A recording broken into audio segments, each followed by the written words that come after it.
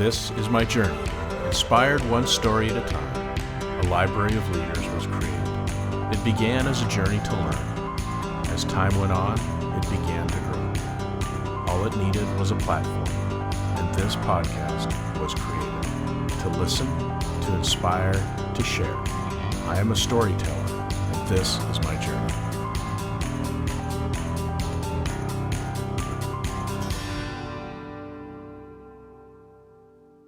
Welcome to another episode of Profiles in Leadership. I'm your host, Steve Anderson, and today our guest is Stefan Feuerstein, who is a leadership expert recognized by Oprah Winfrey as part of her inaugural SuperSoul 100 list of awakened leaders, using their voices to elevate humanity. With over 2 decades of high-stakes leadership experience in humanitarian and private sector roles, he has led teams of hundreds to over 4,000 across Honduras, Peru, and the United States. He served as legal guardian to more than 1,000 orphaned and abandoned children with you're going to have to say that for me. Can you pronounce that for me? Nuestros Pequeños Hermanos. Okay. And later oversaw the care of over 51,000 unaccompanied migrant children as operations chief of the largest shelter of its kind in history. He was born in Washington, D.C., raised in Luxembourg, and educated in England and Germany. And Stefan holds degrees from the University of Warwick and the University College London and has spent 15 plus years working throughout Latin America. His A-B-C Delegation method gives leaders a practical framework for knowing when they need to be asked, informed, or completely hands-off, empowering teams, eliminating bottlenecks, and redefining how leadership scales. So Stefan, welcome to the program. It's great to have you on today. Thank you. Thank you very much, Steve. It's great to be here. So we heard in the bio a little bit that you were born in the U.S., but you were, sounds like you were raised mostly in Europe. So just give us a little idea on, your early life. And then I think your plan was, I read somewhere where you were going to be in the world of finance and make a lot of money, and you got sidetracked. So tell us a little bit about that. I did. Yeah, so as you said, I was born in DC, and then my father, who's German, convinced my mother that they would move back to Europe for 3 years. And those 3 years ended up never ending. They ended up never leaving there. So I have a German father, a Ukrainian mother, born in the US, growing up in Luxembourg, then living in England for many years, then many years in Central America, and then in the US again. So I guess I'm a bit of a citizen of the world. Okay, yeah. But it's certainly been a fun ride. Yeah, and so now you were educated, it sounds like, in Europe as well, and then we're gonna go into the world of finance. But you took what would you call it, an internship or a volunteer role for a while and changed your life. So tell us what happened. Absolutely. So yeah, the plan was investment banking. I studied economics, and all my buddies went out to work in investment banking. And I had it clear that was what I wanted to do. And when I finished my undergrad, I went to Honduras for a year to volunteer. And while I was there, I was working as the assistant to the director of an organization that worked mostly with kids. And in the evenings, I would take care of a group of 25 boys between the age of 11 and 13. And those kids, they kind of took all my priorities, picked them up, shook them around, threw them out again. And I ended up having to put together my life again in a completely different way from what I expected. And it is the thing I am most grateful for. There were kids from horrific backgrounds and kids who had gone through terrible loss, and yet they still had that spark of life in them. They still had that joy in them. They still had dreams in them. And it really got me thinking about what I was doing, what I was planning to do, what really was my purpose, what made me happy, what filled my tank. And yeah, I ended up having a career in humanitarian work instead. So how did that start? I mean, obviously you went there on a volunteer basis, you're doing your thing, and then how do you make that a career? So obviously you had some business sense and some business education. So how do you combine the two to create what you have now? So originally my idea after that year was, well, I'd like to use what I've already learned to do good in the world, like to improve the lives of people somewhere. So I worked in microfinance in Peru for a while, then came back to Europe to get my master's degree in international development. And after my master's degree, I was back in Honduras again, visiting the kids that I had worked with, and I'd go back there every year. And then the man who was the director while I was there as a volunteer, he was then the president of the local board. He calls me to his office, and I was expecting a question about, how's life in London? What are you up to? And he tells me, our director is leaving in 3 months, and I'd like you to do it. And I Wow. was 27 years old at the time. It was a fairly large organization. We had 250 local staff, many programs across the country. And I told him, I have no idea how to do that. And he said, don't worry, you have a good heart. The rest you can learn, and I'll help you. And so There's a I visionary. then There's a visionary. Yes. I then said to him, well, I have other plans. I'd like to go elsewhere and do other things. And he said to me, all I'm doing is asking you for 3 years, the famous 3 years. If Yeah. anyone ever asks you for 3 years, beware. And I ended up staying there for 12. Wow. And it Wow. was the best experience. It was a tremendous experience for me to learn to really grapple with leadership and to understand what my role was and all that, and to really debunk some of the myths that I had in my head about what leadership is and what leadership should be. And it was also just very rewarding work as we were doing tremendous good there, and I loved every moment of it. So how do you become a legal guardian for over 1,000 children? What is that process and how do you manage that? So, as the director of the organization, one of our programs was a children's home, a large children's home. We also ran family reintegration programs. We ran community centers, medical clinics, scholarship programs, rural scholarship programs. But the main program was a children's home. And by my position of national director of that organization, it meant that I was the legal guardian of those kids. And so, in the time that I was there, in the 12 years, it was about 1,000 kids that came through there. So that's what made me the legal guardian of the well-behaved ones and the badly behaved ones. Well, and it's a very, hands-on, even though that's a big organization that you had to run. But, I saw a video and, kids don't lie. I mean, they came Mhm. running up to you and hugged your knees and jumped into your arms and they knew you and they loved you. And so it must have been very hands-on. You were out with them all the time, not just sitting in some administration office pushing paper. Yeah, it was a very rewarding time. And there was a lot of sitting in the office as well. But I mean, it was one of those jobs where if you're awake, you're working. That was kind of your hours of work. If you're awake, you're working. And so I'd wake up early, I'd get to the office. I had an administrative job for most of the day.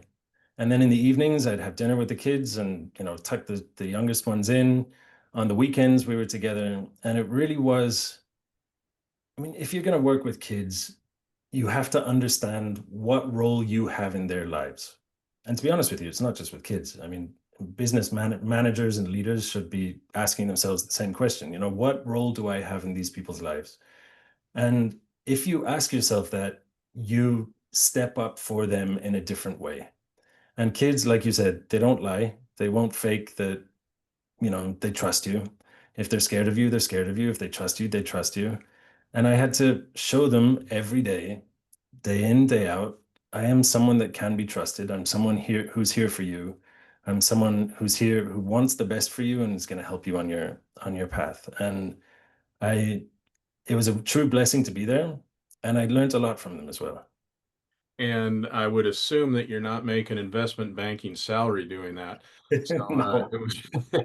it's pretty admirable not only what you do, but I'm sure you weren't getting rich off it either. So My dad asked me at one stage, he was saying, I get that you want to do this, but at the time, Honduras was the most violent country in the world, the highest murder rate in the world. And he said, but do you have to do it here?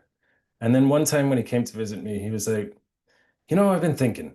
I was like, oh, yeah, what's that? And he said, I look at the kids of my friends, and I don't see any of them who are happier than you. So you know what? You must be doing something right.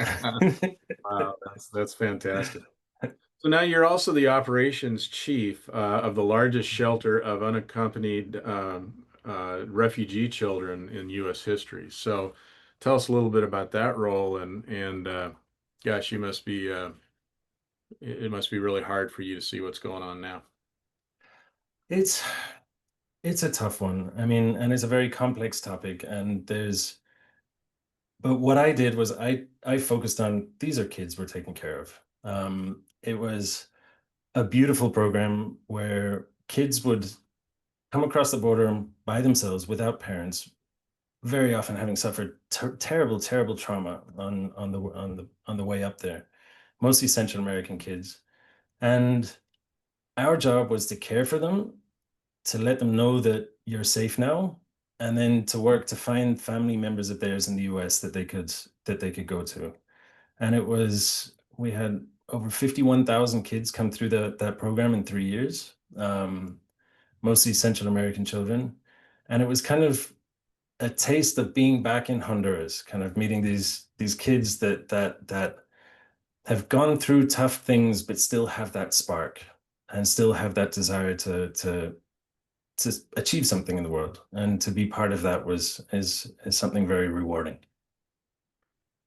And do those kids that have been through that and now you're trying to get them to families that, so they can learn and grow, are they hopeful? Are they scared to death? It's just I can't imagine, most of us have no exposure to people in that way, and you just look at kids that, have all the emotions that they have. It's just almost mind-boggling to try and understand what these kids are going through, but they must have some hope for the future. Absolutely. I mean, when kids go through trauma, of course it affects them. And we had some kids there who were really, really struggling with it. But that spark of hope, seeing kids who have been through such challenges and seeing how they interact with each other, how they still care about each other, how they still have dreams, how they still love someone, they love family members, they love their friends, they like to see that in children, even when they've been through terrible things, it kind of, well, on one side, it kind of destroys your soul a little bit to know that people can go through such suffering. But then at the same time, to see that they still have that goodness in them kind of restores your faith in humanity a little bit as well. Like that hope and that love and that life spark is such a powerful thing. So tell us a little bit about so we mentioned in the bio that Oprah, found you and put you in the SuperSoul 100 list. And for those that are not familiar with that, I mean, we're talking people like the CEO of LinkedIn. We're talking about Brene Brown, Misty Copeland, Deepak Chopra, very famous and people doing great things in the world. So that's got to be a thrill to be on that list. And tell us how you were discovered and what that was like hanging out with those people. But it was certainly a surprise, a surprise for me. So it was our team in Honduras was doing tremendous work. It was a very complicated time in the country. We had the military coup in 2009. We had from 2010 onwards, Honduras had a murder rate far higher than any other country in the world. Um, it was we then had all the political turmoil and we had fights in the streets and it was a real struggle. And they were closing down different branches of different parts of the government, especially the ones that dealt with childcare because of corruption. So, and yet in that turmoil, our team was doing tremendous things. The government gave us a house of a confiscated house of a drug dealer and asked us to set up a shelter for kids displaced by violence, and we did that and it had tremendous results. We were finding families of kids that had been lost in the system and working to get them back in their families in a good way so that they could be back with their families.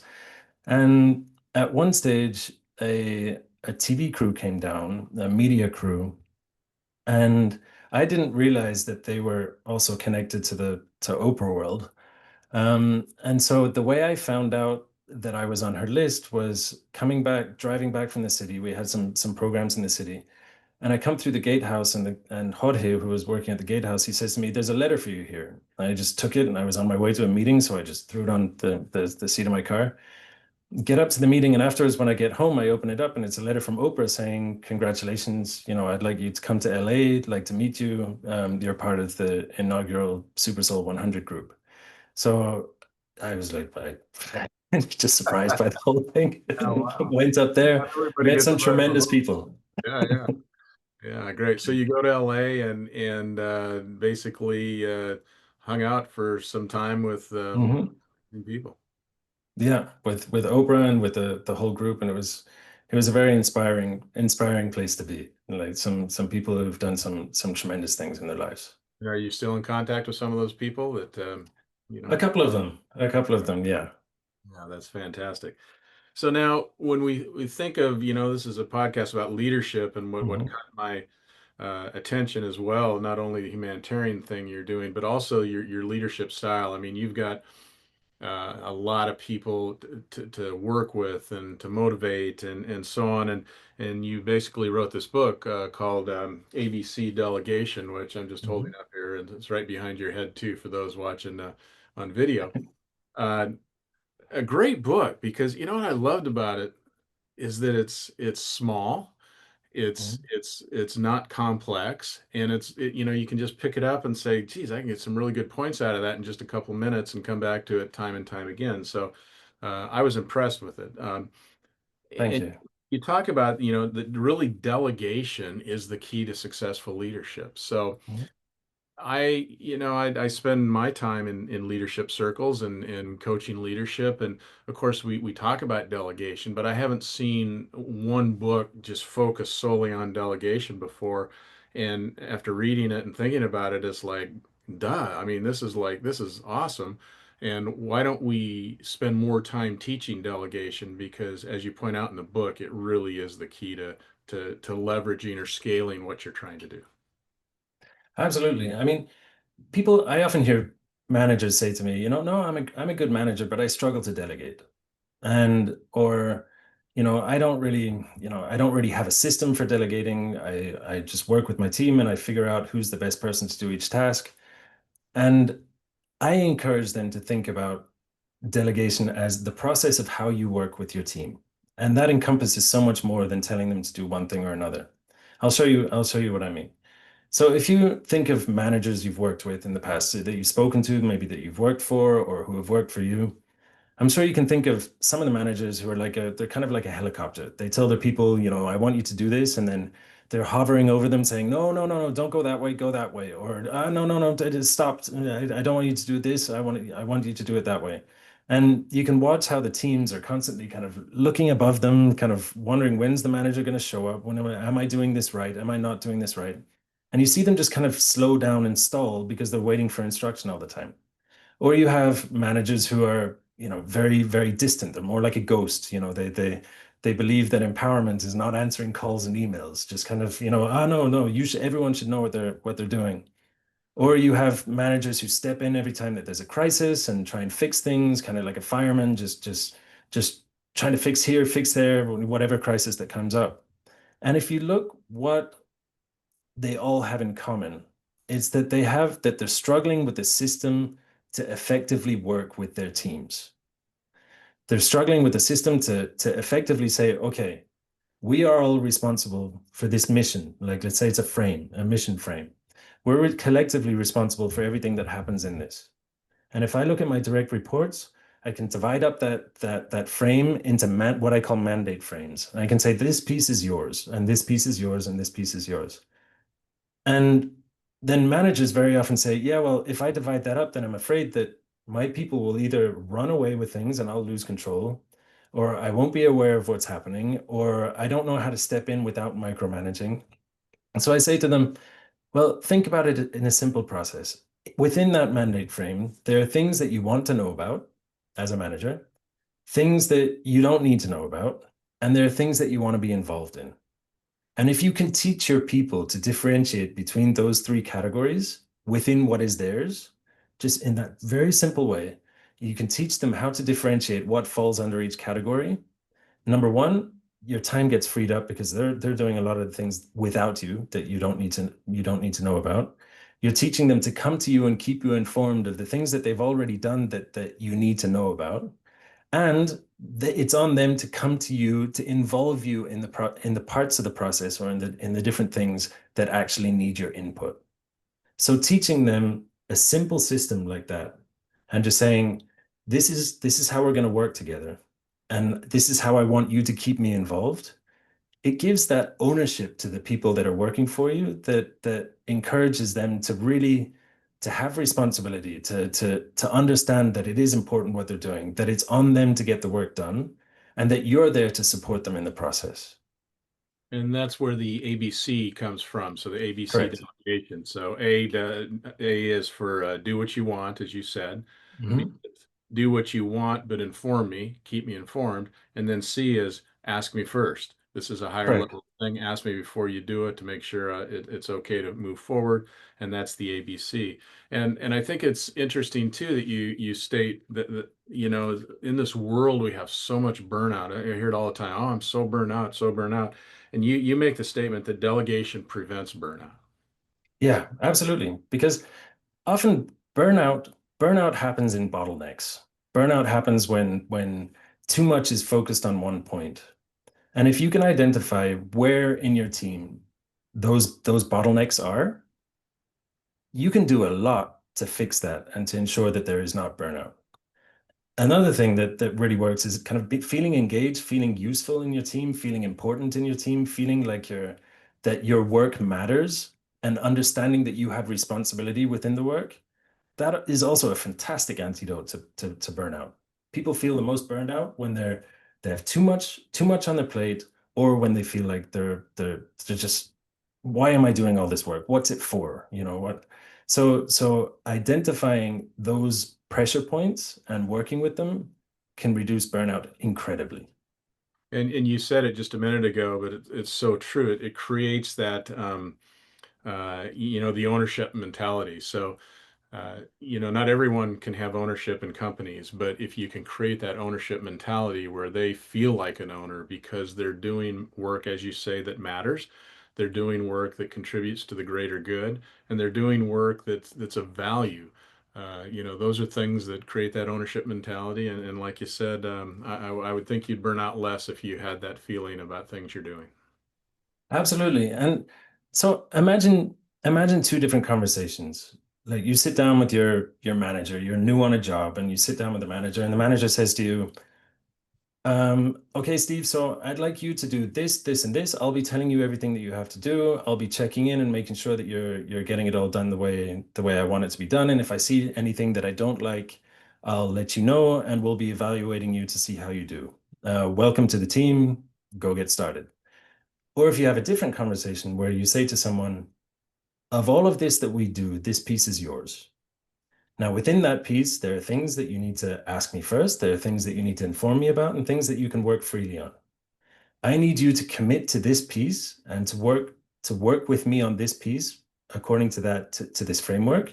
And my commitment to you will be that I will follow up with you in a way that is helpful. I will resolve any conflicts that come up during your work that are getting in the way of you producing good results. And I will focus on your growth here. I will figure out how to give you more responsibility, how you can grow through your work, how you can achieve what you want to achieve in your career, whether it's here or elsewhere. And of those two conversations, like the latter, I feel like inspires a lot more work on behalf of the employee.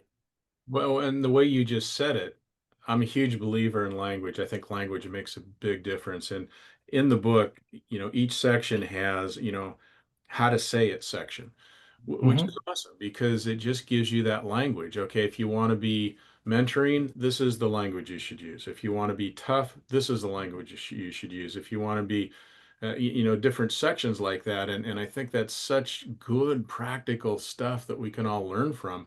In my leadership coaching, I teach that all the time because language, how you say things, depending on what it is you want to convey and the personality of the person you're talking to, using the right language makes a huge difference. Absolutely, absolutely. And having a system, and this ties in with the language, if you have a system for delegating, like a framework for it, you can use it with your people, but you can also, because you have language for what you expect of them, you can also demand that they do it with their teams. I had a situation at work when I was in Honduras where I had one of the heads of the department that was working for me. He was amazing at working with me. He would inform me of everything that I needed to know about. He would involve me in all the pieces that I needed to be involved in. He worked very independently on a bunch of the things. And but then as our work continued, I started hearing that the people in his team were not happy. And so we met and we talked and everything. And when we met with the team, they were saying he just micromanages us the whole time. We can't do anything. Like we feel suffocated. We feel so it's not just that he was working well with me, but he wasn't working well with his team. So the bottleneck was just being moved down one level. Yeah, he And so wasn't. having a system, Yeah, excuse me? he wasn't modeling it. Exactly. And so it was kind of it's to have language to share with your team and to be able to say, this is what I expect from you. This is what I expect you to do with your team. Allows a delegation system to flow throughout the whole org chart. Yeah. And I love it how you said too in the book that requirements for success, follow up, Mhm. resolve destructive conflict, and then develop new leaders. Mhm. Absolutely. It's direct, it's to the point, it's basic, but that's the key. I would agree with you wholeheartedly that if you do those three things, you're going to be successful, right? Absolutely. So it's you give people responsibility, then you figure out how you can follow up in a way that is useful and not wasteful of time. I mean, so often it would happen to me where I'd do these weekly check-ins with my team, and that's how these ABC check-ins came into existence, where I would sit down with them and we'd say, okay, so how's your week been? And they would start telling me everything that they'd done.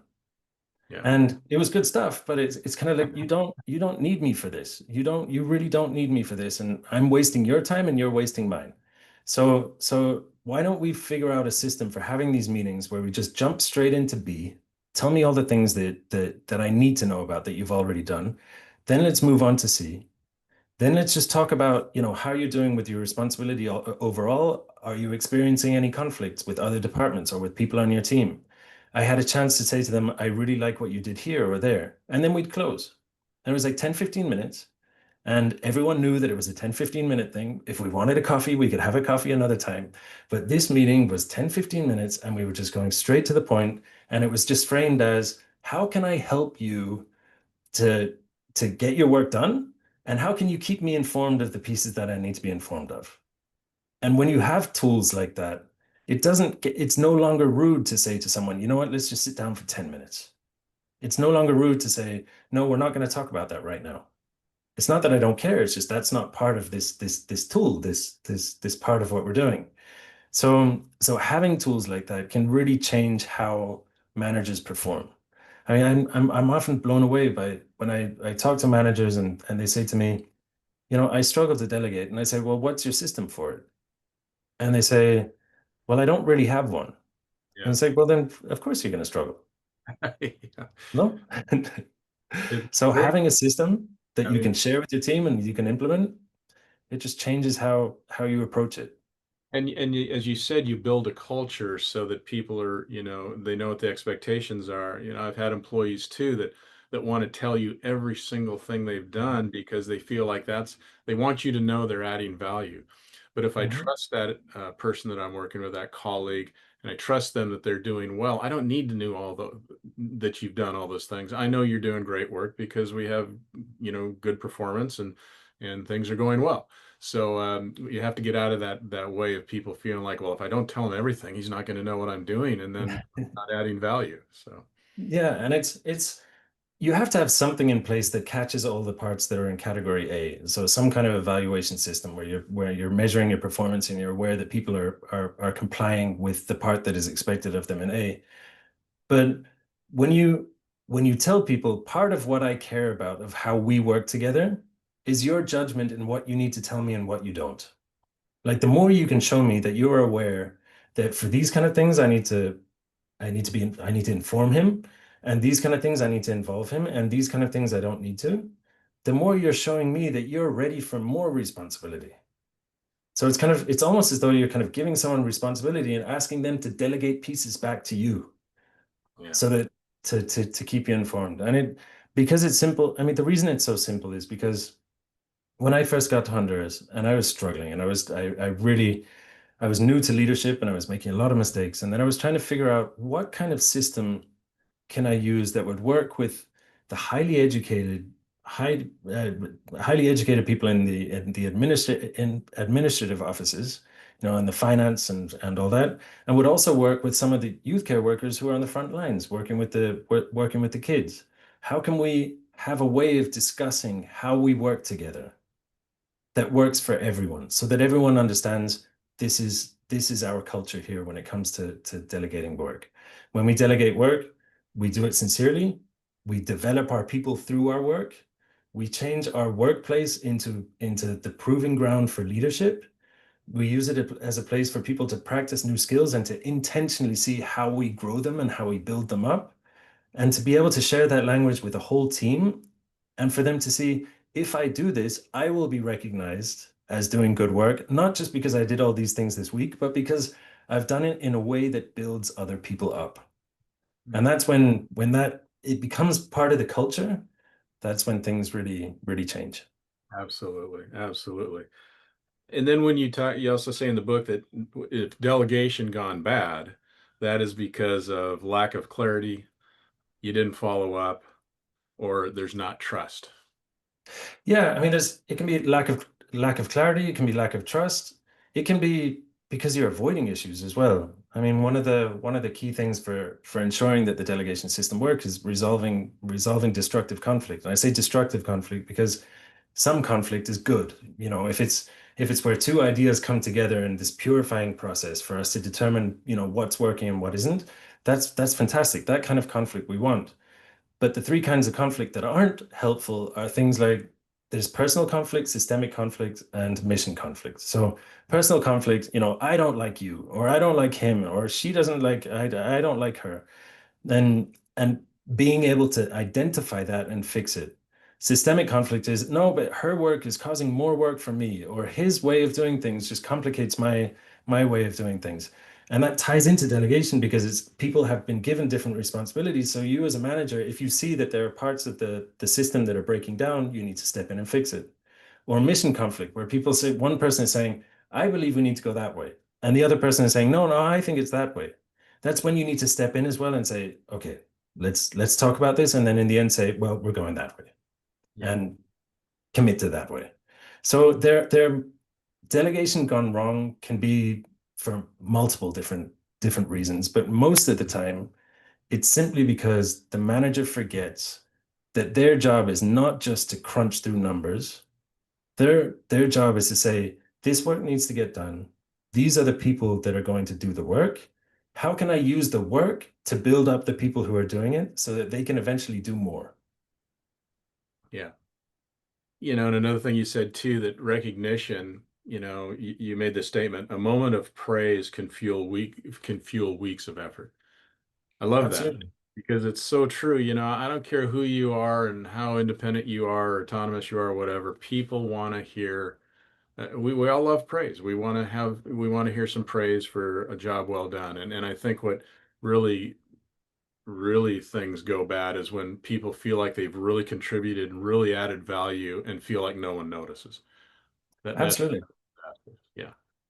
Absolutely. I mean, there's, there have been multiple studies that have been done on engagement levels within organizations. And the largest one is Gallup's one. They just published it, the 2025 State of the Workplace report. And it's actually shocking how low engagement is.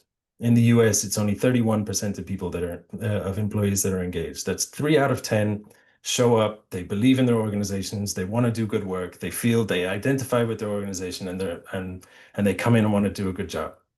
Just over 50% of the employees, they show up, they punch in, they punch out, they fly under the radar, just don't speak up too much. They might see me and ask me to do something, just kind of like the silent quitters as kids are, or the what is it? The bare minimum Monday, I think the kids on TikTok are calling it now.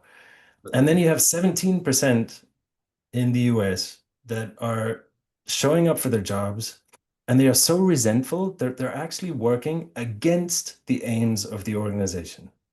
Mm. And so much of that boils down to things like not recognizing your people. It boils down to not letting your people be heard. It boils down to like giving people tasks that they really can excel on.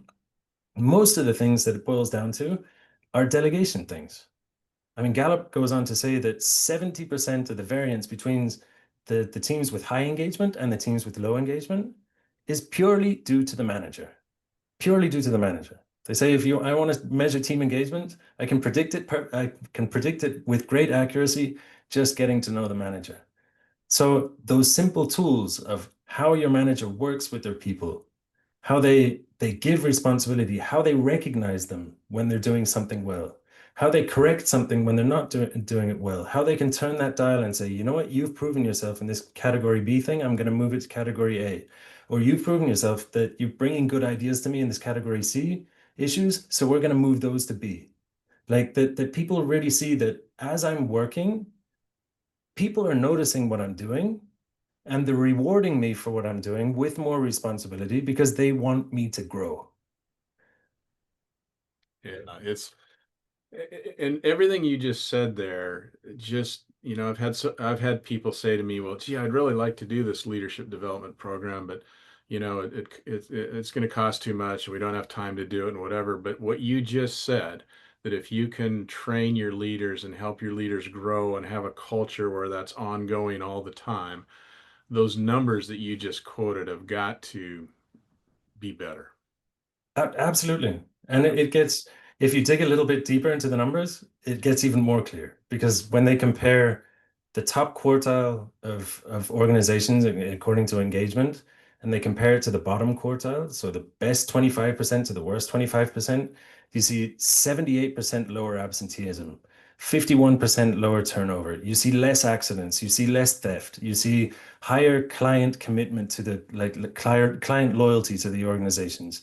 You see higher profits, you see higher productivity. So when if a manager says to me, you know what, I'm too busy to learn something new. I'm too busy to really figure out how to delegate better, or I'm too busy to work on improving myself as a manager, I'd say you're expensive. You're very expensive. And the CEO should be saying, you know, if I'm not investing in my managers, then they're costing me a lot. They're costing me client loyalty. They're costing me productivity. They're costing me profits. They're costing me turnover. They're costing me absenteeism. There's so many things that can be fixed within organizations by focusing on managers. Yeah. And that's by giving them tools to do their work better. And you said in the book too that we should reward professional growth, not just results. Absolutely. So Love that. I love it's kind of when you sit down with someone and it's like, well, and they're telling you, well, I've done this and I've done this and these are my numbers and everything. But you say, yeah, but what have you done to grow your team? What have you done to grow yourself?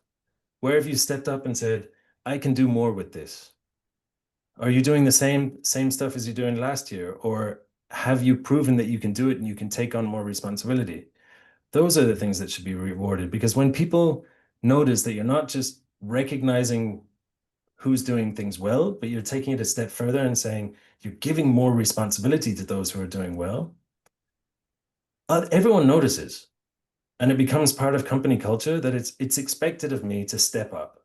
It's expected of me to help my team step up.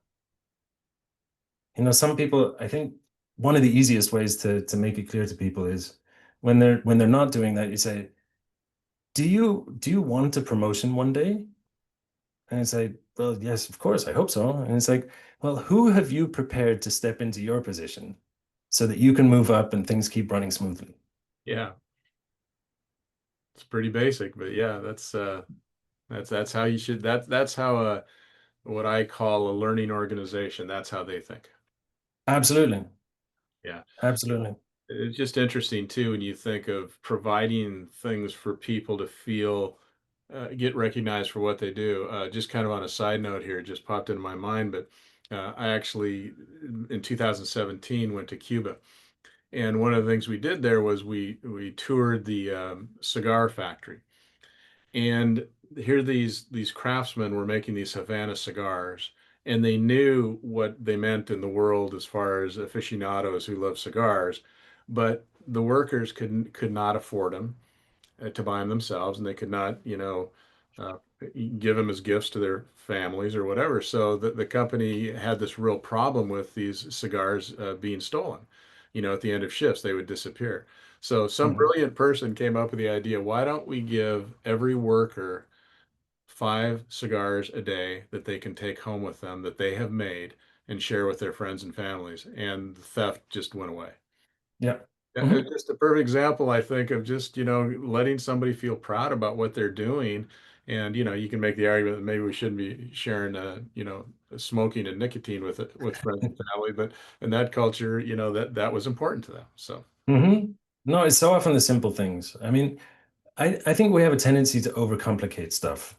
Right? It's kind of, if it's not a super complex system, then it's not worth it. Like if it's super complex, it's showing that because I'm taking on a complex system, it shows that I have great knowledge or that I'm super smart because I'm choosing to use a complex system for something. But most systems, they're best when they're simple. They're best when they're simple because when people are working to keep the system working that is supposed to be helping them, it's just investing time and effort into that's useless. But if you can figure out simple solutions for how people can really improve, like for example with ABC delegation, how you can give someone a tool that gives them at least a way to express what they're trying to express to their team, this is how we want to work together. That still gives them the control of, what do I put in category A? What do I put in category B? What do I put in category C? What do I want to move from A back to B because I've seen that that's not working that well. But that the system is so simple that you can sit down with everyone on the team and implement it everywhere and as issues are coming up, people are coming up and saying, well, instead of being stuck in a meeting and saying, why in the world wasn't I informed of this? You can say, this is a category B issue. Why was that unclear? And everyone knows what you're talking about. So simple things are often the things that people that give the best results. and then you also state in the book too, which relates to what you just said, is, true leadership builds systems that outlast the leaders. So again, if you Mhm. have a really good system and everyone's on board and it's part of the culture, then, that's what lasts. Absolutely. Absolutely. And the whole idea should be figuring out how to build things so that if I move up, someone can step in. If someone who's working for me moves up, then someone can step in for them. People sometimes, if when considering delegation, people make jokes about, he's a delegator, he's lazy. He doesn't like to, he tries to pawn off all his work on his team. Um, but I had an experience with a volunteer who was working for us, and we had just started this new program that I was so proud of, and we had got the funding for it, and we had just started it. It was a big deal. The first lady of Honduras came to the inaugural event, and we were all very happy about it. And it was a great thing. And I was going to write something about it to put on our website. And because it was my baby and I just, I was so excited about it, I wanted to write that. I was just enthusiastic about it and I wanted to do it. But it was also a time where there was just so much going on that I wasn't getting it done. And one day passed and 2 day passed and the volunteer that we had working in communications with us, she came up to me and she had come the first day and said, what about this? And I was like, yeah, I'll get it done. I'll get it to you later today. And the next day she comes up again. And again, I was like, you know what? I haven't had, I'll do it this evening. And she looked at me and she said, Stefan, do you like it when you're given moments to prove yourself and to truly shine? And I was like, of course I do. And she said, don't rob this one from me. And so then I was like, you know what? Go ahead. Write it. And it's just like when you see things that way, when you see giving people work, giving them a chance to shine, and if you can teach them to see it that way, and you can show that you believe that it is that, it's not you just giving them more work, it's you're giving them a chance to shine. You can inspire incredible engagement in your teams. because every time that they get something new to do, something is given to them, it's like, this is my chance to prove what I can do. And he's going to see it and he's going to help me grow. So tell us what you're doing now. Where are you based, and what's your day-to-day look like now? I assume that you're not in Honduras every day now. So what are you doing? No, no. So I'm now in Barcelona, Spain, but I'm working with a partner on setting up A-B-C delegation in the US as well, to help companies implement these systems. We give keynotes, we give workshops, we give coaching and consulting services because I believe that it's one of the best feelings in the world is to work in a team where you really feel like you're part of something and that what you're doing matters. I just love it. I love it when I'm given responsibility and I feel the weight of that responsibility and know that, yeah, this is mine and what I do with this matters.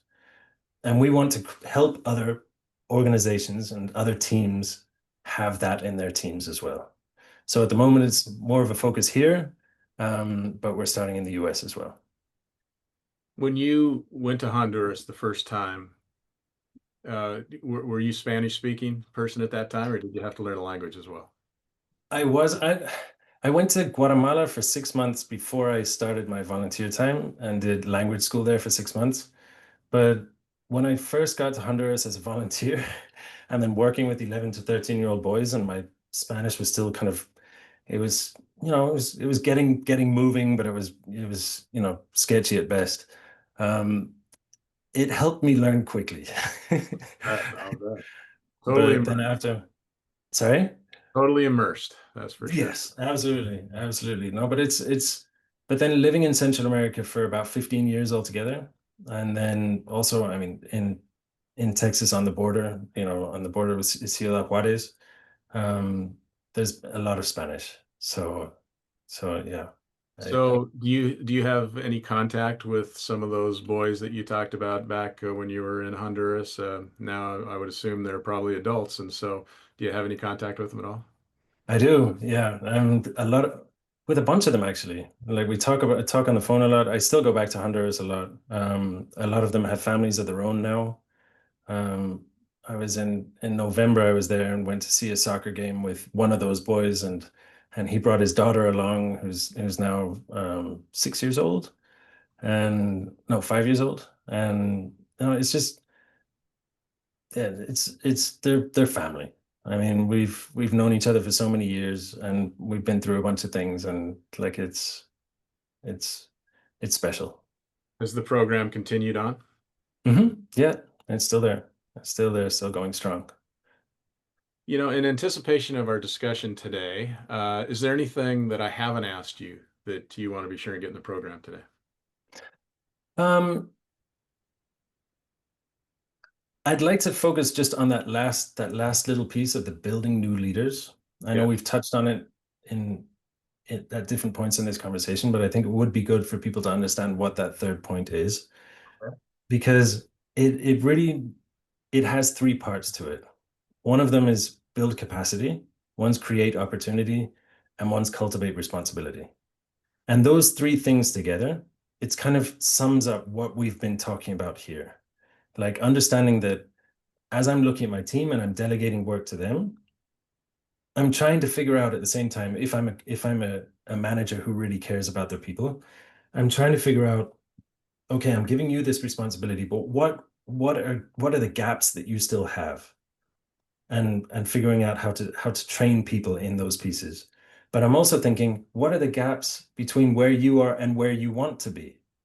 Like if you work with your team, you have someone on your team and you know that are they're willing to work hard with you, but their plan is to be there for 3 years and then they want to go on and work in a different industry, but they're there to get some experience. That's not a bad thing. Like if it's clear, it's like, okay, well, give me your all during these 3 years, and I'll figure out how to help you with this and this and this so that will help you achieve your goals. So it's that creating opportunity piece, and then also insisting that everyone within the organization is using this delegation so that everyone is growing. And then the last part, the cultivating responsibility, that's a piece that whether you have systems or tools or processes in place, if you're not a good example, if you're not the one, you're not setting the tone and showing people what you want from them, and if you're not using like moments when there are mistakes or errors or failures to really teach your people, then you can have all the tools that you want in the world, but you need to be an example of what you want to see. For sure. You've got to you have to be a role model. You have to be able to Mhm. walk your talk, so to speak. And I think people pick up on that for sure. If I tell you to do things, yet I'm not doing those things, that's never going to fly. Yeah. No, no, and nobody wants to work hard for a hypocrite. It's just Yeah. the way it is. So what are you looking for? You said that you're going to bring your ABC delegation training to the Mhm. US. What else in your future are you excited about? What are you looking forward to? Well, I'm excited about all the conversation.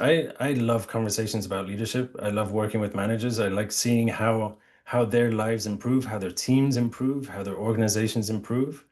It gives me so much joy to know that to talk to people who have used the system, and then when I talk to them, a month later, as they're struggling with a piece of it or something, and talk to them a month later, and they come back to me and say, you know what, I tried this and it worked. And it's Yeah. like, yeah, it's simple. And it's kind of like they're expecting me to say, no, like give me something more complex. Give me something more complicated. And it's like, no, these are people you're working with. The people you're working with. Some of it is common sense. Some of it is just being human in the process. And to be able to work with managers to do that and to see how they have impacts on the teams and how they grow as professionals. I mean, it's exciting and it's always different because every person's different, every industry is different, every organization is different, every team is different, and it's just I don't know. I find it tremendously rewarding. Yeah, and if you have a system that really works and it's simple, as Mhm. you said, and then the key is consistency. If you do it all the time and it becomes part of the culture, and then as you said earlier, as it uh, goes down through the organization, they're using it too. It becomes a common language of the company, of the culture. I think that's when you've hit it. Absolutely. That's why I put it on the cover. It's don't just delegate, build a culture that does. It changes your experience at work. So, Stefan, in this part of the interview, I always ask my guests the same common question, and that question is, in relation to leadership, what is a pearl of wisdom you could leave us with today? I would say be aware of who you are in the lives of others. Be aware of who you are in the lives of those who work for you. Be aware of who you are in the lives of whether you're taking care of kids, whether you're managing a team in accounting or in healthcare. Be aware of who you are in the lives of those people. And if you're aware of that, it will change how you work with them because it won't be do this for me, do this for me, do this for me. It will be we need to get this done. This is on you to get it done. And I'm here to see how doing this will also make you grow. If you're just aware of that, like the impact that you can have on someone's career, on someone's growth, on someone's future, on what impact that will have on their families and their kids' lives and their kids' futures, it just changes your approach to how your approach to work. And you will find, obviously, I'm a lot older than you are, but you will find that when people come back to you and give and tell you, remember when you did this and how it changed me and how motivating it was for me, whatever. And a lot of times I don't even remember that, you know. Mhm. And I'm sure you've had people say that to you too. That is just so rewarding. It just shows you what, as you just said, what impact you can have, not only on your organization, but individual people by mentoring them, sponsoring them, coaching them, and just being there for them. It's Absolutely. what's more rewarding than that? I can't think of anything. No. And if you do that, you'll get calls from all sorts of people saying, I want to come and work for you. Yeah, yeah. Well, Stefan, this has been a real pleasure. I mean, what you're doing in the world just is so awesome, and the sacrifices you made and the differences you made in some of those kids' lives, and now you're helping others, learn how to help other people learn and grow. It's just it's just so exciting to me, and just sitting here talking to you, I'm pumped, and I can hear your passion and your excitement for what you do. So thanks for your time today. It's been a real pleasure. Thank you very much, Steve. It's been a pleasure to be here. All right, take care, and I'd love to meet you down the road one of these days. Likewise, likewise. Take care. Bye-bye. Bye. Thank you for listening to another episode of Profiles in Leadership. To listen to all my interviews, subscribe to Profiles in Leadership with Steve Anderson on Apple Podcasts, iTunes, and many other popular podcast platforms. Some of these interviews are on video, and you can search YouTube for Profiles in Leadership with Steve Anderson. You can also access the entire library of interviews on my website, orange.coaching.com, and that is orangetheword.coaching.com, and go to the Media Center and click on Podcasts or Video Gallery. You can also enter the website from pilpodcast.com.